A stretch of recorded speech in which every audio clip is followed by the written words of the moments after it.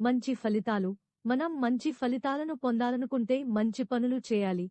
మనం జీవితంలో మన అవసరాలను పూరించుకోవడం కోసం ఎన్నో పనులు చేస్తుంటాము.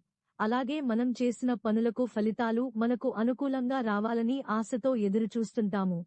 నిజానికి మనం చేసిన పనులకు ఫలితం కోసం ఆశతో ఎదురుచూడవలసిన అవసరం లేదు. మన పనులు నిర్వహించిన తక్షణమే దాని యొక్క ఫలితం మన అంతరాత్మకు తెలిసిపోతుంది. అందుకే మంచి ఫలితాలను అనుభవించాలనుకుంటే మనం మంచి పనులే చేయాలి.